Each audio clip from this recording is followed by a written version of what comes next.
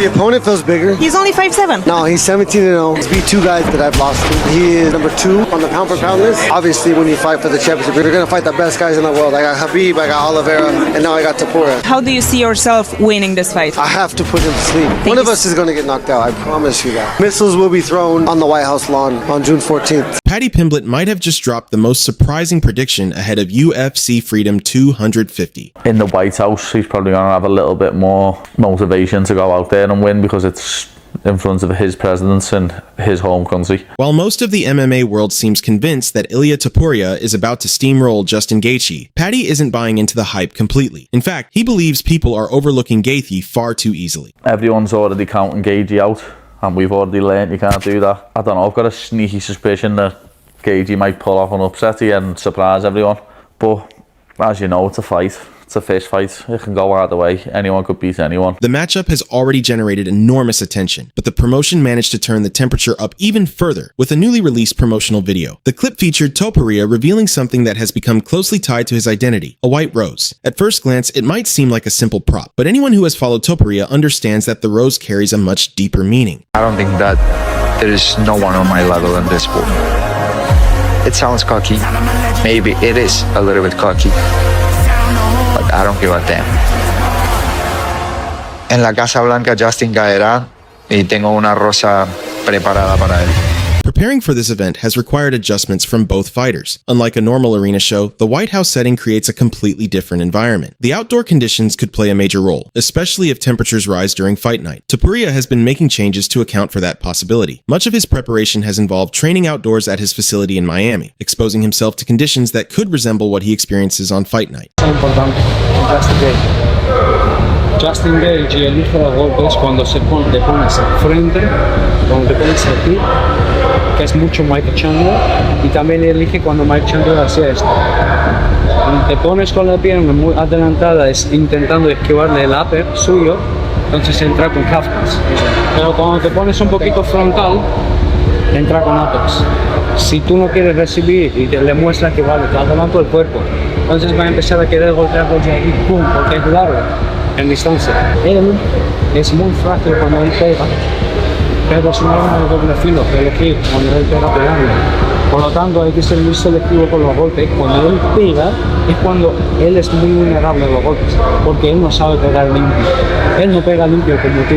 Él pega a lo todo. Gaethje has approached the challenge differently. Rather than moving sessions outside, he has incorporated sauna work between sparring rounds. It's a brutal method, but one designed to simulate the physical stress that extreme heat can place on the body. Anyone familiar with Gaethje knows he rarely looks for easy solutions, and this approach fits perfectly with his reputation. Even with all that preparation, many analysts still see him as a major underdog. Justin, do you feel like he is overconfident with the way he's talking about this fight?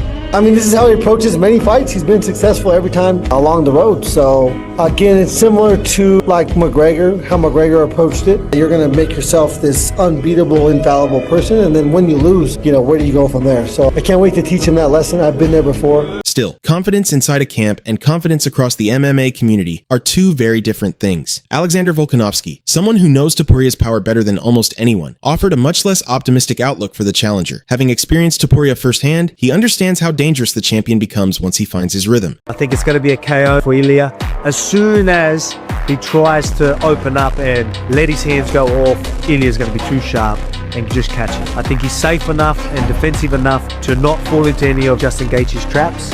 And then as soon as Gaethje opens up, game over. And he could get the KO victory early rounds. If Justin Gaethje is quite defensive, you might see it go into the second round. But as soon as Gaethje opens up, you're going to see a finish. That's what I truly do believe. Then there's Arman Tsarukyan, who took an entirely different route when discussing the fight. Rather than breaking down techniques or strategies, he floated the idea that Gaethje should simply step aside and allow him to take the title shot instead. Gaethje should step out and let me step in. But do you think anything could happen? Like, could Gaethje get the upset? Oh, it's a fight for sure. For sure, you never know. Like one punch, you're dead. So Ilia, he fights so smart. He's not gonna be open, and I don't see how Gaethje can beat him. Islam Makhachev also weighed in. His assessment was short, direct, and difficult to ignore. Makhachev acknowledged Gaethje's accomplishments and recognized him as one of the sport's most respected veterans, but he also pointed toward age as a significant factor. We've got the White House card coming up soon Ilia Topuria takes on Justin Gaethje. How do you see that fight? It's good. Topuria is a new generation, you know, but Gaethje, I still believe Gaethje can do some things, but he's a little bit old right now, you know. He's a good fighter, legend. He showed like us very, very good many fights, but now I think it's the Topuria time for lightweight. Eric Nixick approached the fight from a coaching perspective and offered one of the more balanced evaluations. He believes Gaethje absolutely possesses the power to change everything with a single strike. Dismissing that possibility would be foolish. At the same time, he sees more paths to victory for Topuria. I think Gaethje always has a chance in any fight. I think Ilia has more paths to victory and more opportunities to win if he certainly wants to incite his grappling game. But I go back to the Poirier and Gaethje fight when Gaethje was out of nowhere, throws the same side head kick. And for me, if I'm fighting Topuria, you have to keep his backhand active, by meaning you have to be able to jam that with the kicks. So if I'm on the Gaethje side of things, I'm looking to kick a lot. I'm looking to same side. I'm looking to exit with it, those condit rolls to keep his right hand busy. How do you keep it jammed? You got to kick that thing. Yeah, I think that's why a lot of us wanted to see that Islam Topuria matchup, right? Because a southpaw kicker who can wrestle, that might be the key, you know, archetype. Not to overly simplify it, of course. Yeah. No, I completely agree. I think you just have to come up with some different things. The fight that he had with the British kid, where you know he got hit with the head kick, Jai Herbert.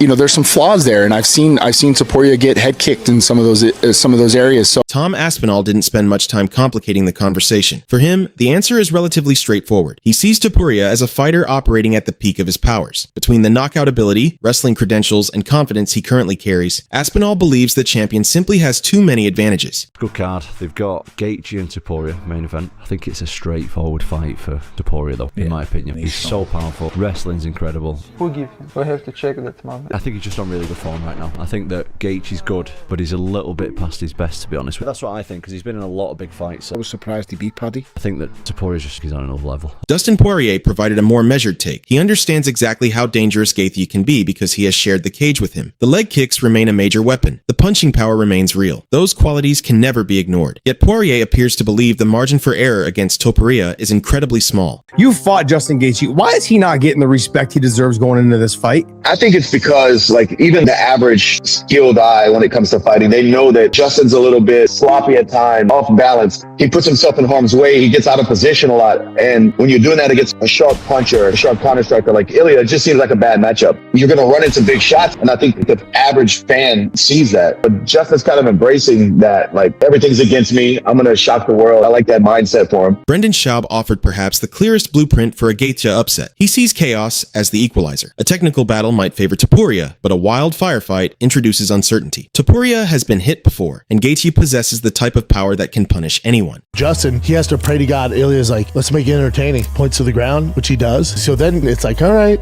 because Justin does have knockout power, kind of. Then he has a, coin flip there. Because Ilia does get hit a little bit. If Ilia goes, no, I'm mixed martial arts today. I'm going to take your ass down, wear you out, and then knock you out. It's going to be a tough day in the office. Finally, Daniel Cormier pushed back against the growing narrative that Gaethje has no chance. In his opinion, Topuria's recent destruction of Charles Oliveira and Max Holloway has caused fans to overcorrect. Why are people overlooking Justin Gaethje? Justin Gaethje's up against it. It's a very difficult fight. Charles Oliveira beat Justin. They saw what Ilia did to Charles Oliveira. They saw what Ilia did to Max to make them believe that Justin has no chance. Justin said, I'm shooting missiles at him on the White House lawn. I think Justin's ready to do that. Either you're going to leave on the 250th anniversary of our country with an American guy as the undisputed champion of the world, or you're going to leave with a Spanish kid celebrating being the world champion at the White House. That's crazy. Stylistically, I think his chances are really slim with Ilia. It's just a bad style for him. Gaethje's won a lot of tough fights that he's getting cracked, and then he manages to come back.